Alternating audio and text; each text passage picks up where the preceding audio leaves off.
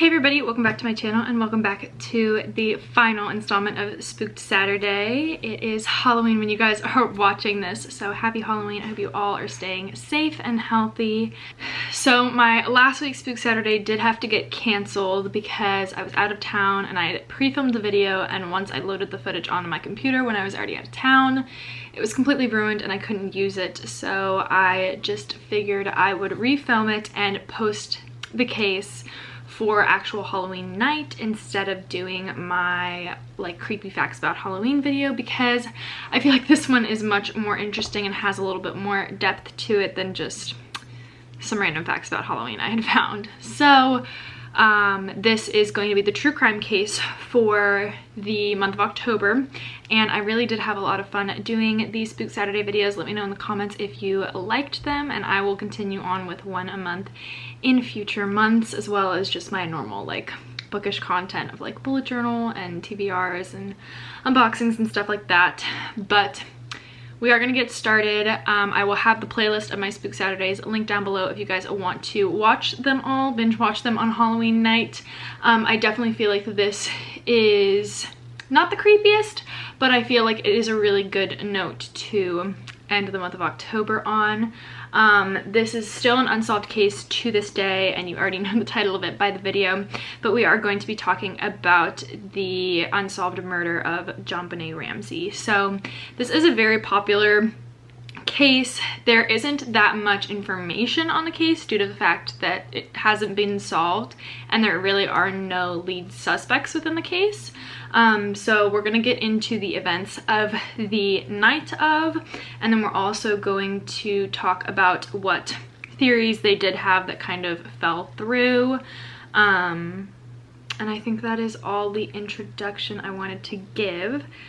This is going to be a little bit of a shorter video, again, because it's not that much information, but I still hope you guys enjoy it nonetheless. And without further ado, let's get into Jonbenét Ramsey's case. So Jonbenét Patricia Ramsey was born on August 6th of 1990, and she was born in Atlanta, Georgia to her parents, Jonbenét Ramsey. Yes, she was named after her father. They like put a little French twist onto her name, so she was named after her dad, Jonbenét Ramsey, and they named her Jonbenét Ramsey, and her mother, Patricia or Patsy Ramsey, which is Jonbenét's middle name. And she lived with her parents and her older brother, Burke, who was 9 at the time of this incident, so he was 3 years older than Jonbenét. Now, the actual crime takes place in Boulder, Colorado, because the family moved there after Jonbenet got a job working for Access Graphics, and he was the president of the company, I believe, which it is based in Boulder, Colorado. And they lived in a beautiful, giant house. I believe 6 months prior to Jonbenét Ramsey's death, her dad's net worth was estimated at $6.4 million. So they were definitely a wealthy family. They were not hurting for the big bucks. And while Jonbenet was working at Access Graphics, Patsy Ramsey was very involved within Jonbenet's pageant life. Jonbenét was a child beauty pageant queen in Boulder, Colorado, and she was not doing bad at all. She was quite well known in the 90s within the child beauty pageant world. She had even won titles such as America's Royal Miss, Little Miss Colorado, Colorado State All-Star Kids Cover Girl, and even National Tiny Miss Beauty. So these are tons of titles that she won just from competing, and she was a beautiful little girl. This crime took place when she was 6 years old, and she was just such a sweetheart. She was the cutest kid, and she was really into the acting and like very much the pageant lifestyle that comes with it. I'll try and include some clips that they had of her competing at pageants, but she was just like a ham and a half. Like, she really put on the show, and her mother was very much a like pageant mom, I would say. She was very into Jonbenet's competitive pageant work, and she herself was a former pageant queen. So it definitely was something she passed on to her daughter, maybe steered her in that direction because of the pageant work that she did, but that's just speculation. So we're gonna get into the actual date of the crime, and just like the other videos I've done, we're gonna summarize quickly the events of that night, and then we're gonna get into after everything unraveled. So we're gonna get started with December 26th of 1996. Now we are at the Ramseys' home in Boulder, Colorado, and it is about, I'd say 5:45, 5:50 in the morning when the Ramsey parents wake up and are beginning to pack for a trip that they were taking, I'm assuming around the holidays. It's the day after Christmas. And they go into Jonbenet's room to find her missing. She is not in her bed, and as they go downstairs, they find a ransom note on the staircase. Now this is a 2.5-page long ransom note we're going to get into in a little bit, but upon finding this ransom note, they're reading and saying that their daughter has been kidnapped, and if a sum of money is not dropped off between the hours of 8 and 10 a.m., their daughter will be killed. So immediately the parents are frantic, calling the police, and a call comes into Boulder police at 5:52 a.m. and only 3 minutes later, Boulder police report to the Ramsey residence in Boulder. And at 5:55 a.m. when the police get there, they are looking around, really seeing no signs of forced entry. So upon seeing this, they decide to block off Jonbenet's room. Keep in mind, this is the only room that they preserve and tape off for lack of contamination, whereas the rest of the house was open. So when the Ramseys called over friends and family to help look for their daughter, it really was not good on the investigators' part, because this completely tampered with crime scene evidence. They are walking through a house possibly where an intruder could have been and completely mucking everything up. So at this point, it is, you know, morning hours. The Ramseys have their friends over, and we're getting into the afternoon, and this is where they start to search the house. And it is Jonbenét Ramsey who discovers his daughter Jonbenet Ramsey in the basement, dead. So we've kind of set the scene a little bit, and it's definitely heartbreaking to hear the fate that this 6-year-old lived.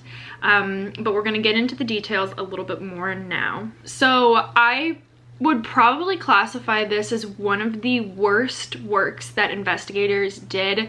They really just did not take proper precautions, I feel like, especially with only taping off Jonbenet's room, which obviously she's not in there. And they're letting friends and family walk through with no proper precautions. They're not walking through with boot coverings. They're not, you know, refraining from touching things. They're just kind of rifling through. Now, once the police arrived on scene, they did kind of look around, saw no signs of forced entry, and they were kind of just walking around the house to look at where an intruder could have come in from, because obviously by the looks of this ransom note, it looks like there could have been an intruder. We'll get into it in a minute. Very strange, but it does look like there could have been an intruder. So one of the detectives was kind of looking around, and there was actually the basement door that had been latched off with like a lock. So this officer approached the door, looked, saw that if an intruder was coming out, it's obviously latched, so they couldn't come through the basement, and turned around and didn't search it when they initially got there. And behind that door is where Jonbenet Ramsey's body was. So that was early on in the morning. Again, it wasn't until 7 hours later, 1 p.m., when Jonbenét Ramsey and his friend Fleet White were the ones who actually discovered her body.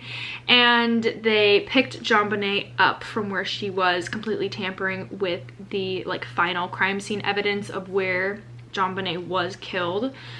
So that was definitely really difficult. You've touched her, you've moved her, it definitely moves it, but I just can't even imagine the thoughts that go through a father's mind when they find their child deceased. So that was definitely hard. I don't think that the investigators were right though necessarily in telling the friends and family to just kind of roam and search around the property to see if anything was amiss. But again, Boulder PD really made quite a few mistakes with this case. So before we get into the ransom note, I'm quickly going to cover Jonbenet's cause of death to kind of outline what happened in that basement, what was going on in that basement. So Jonbenet died of asphyxiation due to strangulation. She also had a skull fracture, so she had some type of blunt force trauma to the head that had caused this skull fracture, and she had duct tape over her mouth and then wire wrapped around her arms and neck. And it looked like a garrote had been fashioned out of a paintbrush that was part of Patsy Ramsey's own home art kit. So really, there were no murder weapons brought into the property. Everything was used that was in the house, and I'll get into that in a second. So Jonbenet's death was ruled as a homicide, and there were no signs of like conventional rape to her body, but they could not rule out sexual assault. So that was a possibility of being happened, but there was no like semen found on her body. There was a male DNA blood inside of her underwear, but it did not match either Jonbenet or Burke, so that kind of rules out the boys. And there was also undigested pineapple enzymes found in her stomach. So that's kind of like the state of being that Jonbenet was in when they did find her, and she was covered like with a white cloth over her torso. So I don't really know if that means she was naked or if she just was like kind of like tossed over a cloth, but that also feels like very strange. Like if a serial killer or a murderer or intruder was coming in to kill somebody, I don't feel like they would take the time to like respectfully cover their body, but I'm not too sure. So that was the state that Jonbenet was found in when medical examiners did look at her. So to explain the pineapple, I know that was a little weird bit that I threw in there, but there was a bowl of pineapple, unfinished pineapple, on the Ramsey's dining room table, but neither Jonbenet or Patsy Ramsey recall giving pineapple to Jonbenet, and the bowl did have Burke's fingerprints on it, but fingerprints can't be time-stamped, so you can't say that Burke hadn't touched that bowl earlier on in the day or what had happened, but it is definitely strange, and we will get into Burke a little bit later on. But now we're gonna get into the nature of the ransom note before we get into family theories, because this is just so strange. So the ransom note was 2.5 pages long, and this was written on own stationery that was in Patsy Ramsey's like kitchen desk area, I'm assuming, and it was written with their own like stationery and their own pen. So this person sat, and this is where it just gets a little strange. So you have to think about the mind of a killer. At the middle of the night, when anybody could have came downstairs and seen this happening, the intruder decided to sit down and write out a 2.5 page ransom note, since it was on their own stationery, and then either go kill or had killed Jonbenet before, but why would you write a ransom note? So investigators saw this as very strange and that it may have possibly been staged. But the nature of the note itself was very strange. It is available online, so I will include pictures of it, but the ransom note addresses Mr. Ramsey directly, and the whole note is one big ransom note threat, stating things like, if you want Jonbenet to see 1997, you must follow our instructions to the letter. And essentially, the note is requesting $118,000 from their bank account, and they break it down into $100 bills out of $100,000 and then $20 bills out of the remaining $18,000. They want them to put it in a brown paper bag, and there will be a call between 8 and 10 a.m. the following day to instruct on delivery. So this is a very like specific and detailed amount, and the thing that really stood out to investigators, but also Mr. Ramsey, was that $118,000 was almost the exact amount that he had received that year as a Christmas bonus from Access Graphics. So this maybe leads people to believe, was the intruder a disgruntled former or current employee of Access Graphics that had something to do with this? But then, like I said, there were no signs of forced entry anywhere visible.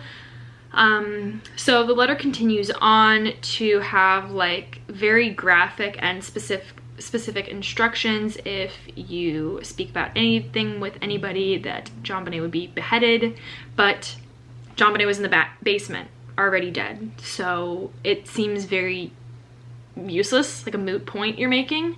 And the letter is signed off. It is up to you now, John. Victory, SBTC.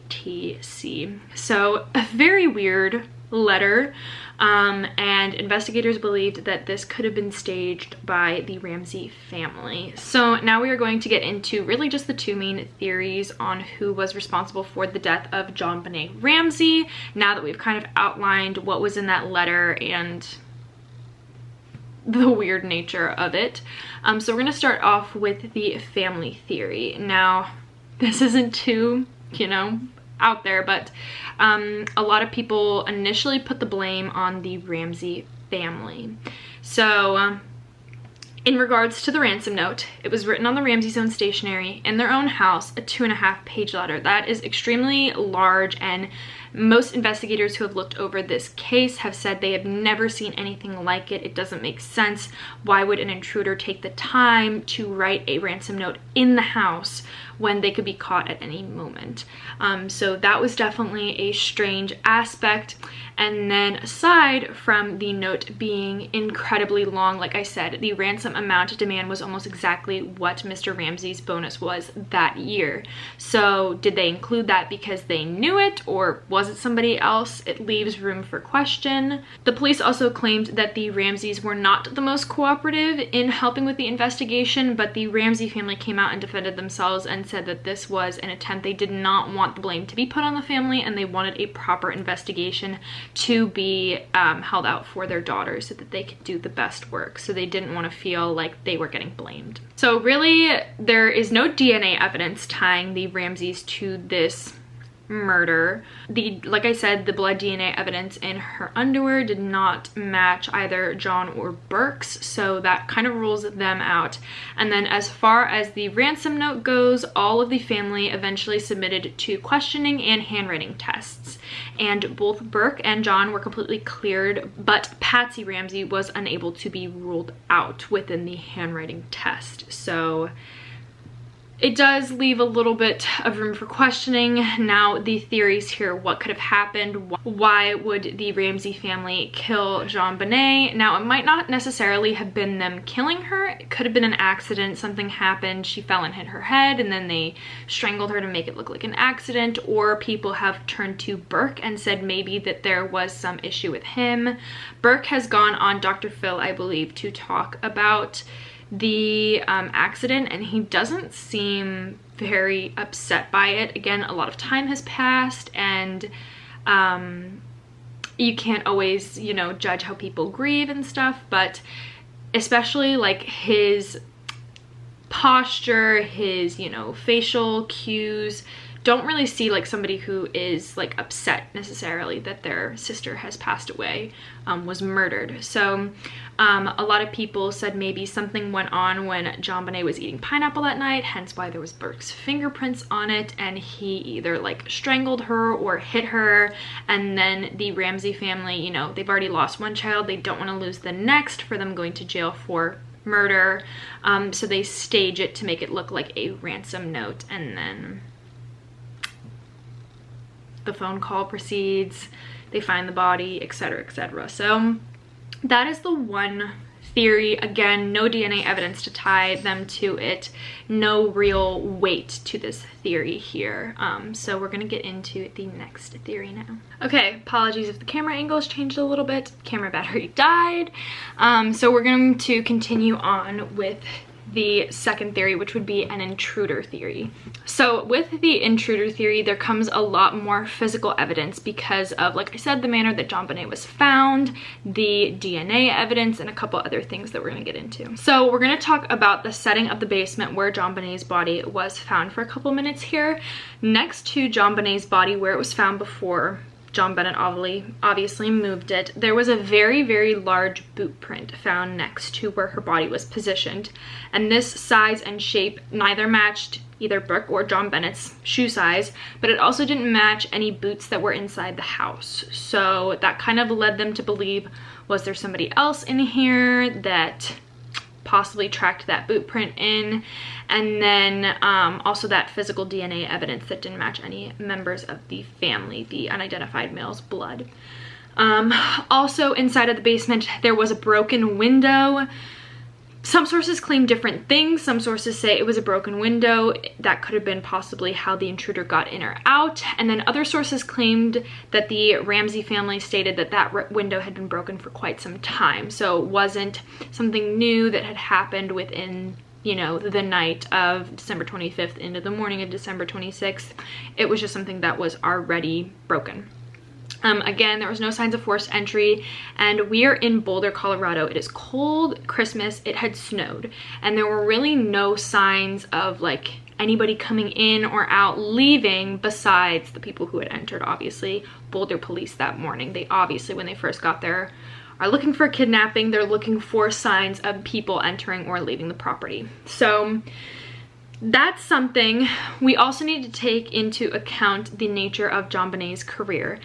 Despite being a 6-year-old, she still was a beauty pageant queen. She was pretty well known within the child pageant world, and it is very possible that there was somebody who had an obsession with her. This either could have been an obsession or a fascination with her and as a child, and somebody either just broke in, and it could have been an attempt at sexual assault and then just an accidental killing, or it was like such a heavy obsession and fascination that they did kill Jonbenet. So that's definitely a possibility as well.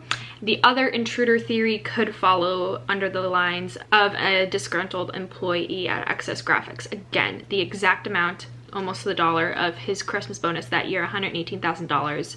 Who else would have known that besides John? Possibly somebody at his company who could have found out, and maybe they were upset about John getting a bonus and when killed his kid. It all just is so strange, and there's not really that much information following it. So a couple other suspects we can briefly go over to fit the intruder theory. We have Gary Olivia. He was a 32-year-old man living in the Boulder, Colorado area, and he was a registered sex offender.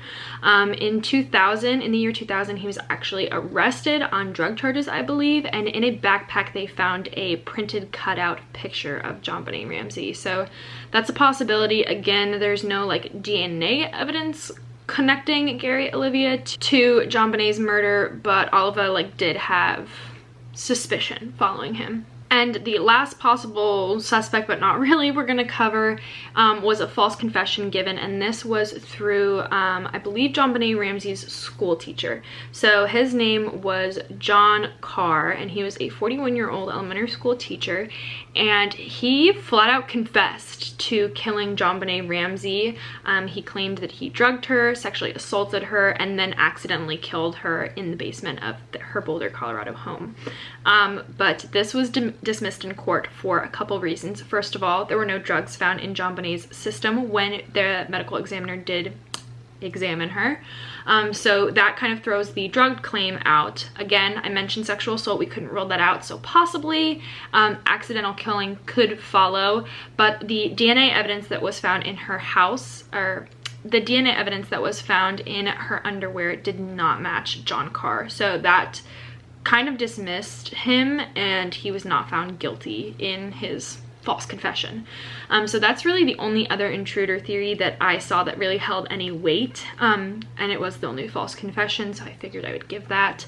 Why would people give false confessions? Public media attention, possibly a lesser sentence if they're already serving one, blah blah blah. Like, there are various reasons why somebody would falsely confess to a murder. It could be they're obsessed with the case. Again, public attention. It could also be that typically people who are like murderers, serial killers of some sort, are narcissistic. They want attention on themselves. I could do a whole other video on the mind of a serial killer, but they do it. They falsely confess to things, and it's not the first time a false confession has happened. I guarantee it won't be the last time there's a false confession. So it definitely leaves room for questioning. But that is really the last piece of the story I had to share with you guys. There really isn't that much, again, because there isn't that much evidence. Again, Patsy, John, and Burke did face a lot of heat for a very long time. I think parents, I think people who still like hear about this case today are very apprehensive and questioning of the family, because it is a very strange nature of a case to have all of these things kind of stack up against them. but with no physical DNA evidence. I mean, would it hold up in a law of court? Probably not. So that's really all I have for today's case on Jonbenét Ramsey. Again, such a horrible, tragic story of such a young, beautiful girl, and not much to tell. I mean, this happened in 1966, and we are still left with no answers over 25 years later. So I think that is really it. I hope you guys did enjoy this video. Again, if there are any comments left in the description attacking the victim, I will delete them because it's not appropriate, especially of the case of a minor. So yeah, I hope you guys enjoyed this video. Again, I will have links to like a full list of like the sources I used and everything if you guys want to further check into it. But I think that is really it I had to mention today. So I hope you guys did enjoy Spooked Saturday for the month of October. I had so much fun doing it. Thank you guys also for being so understanding for me not able to put out a video last week. But I am really glad that I was able to cover this case this week. So I hope you guys have enjoyed it. Let me know in the comments down below what you thought and if you would like me to continue on with a Spooked Saturday episode every month. And I think that's going to be it for today's video. So I hope you guys enjoyed this video. I hope you're having a great day. Happy Halloween. Stay safe, you guys. I love you, and I will see you in my next video. Bye.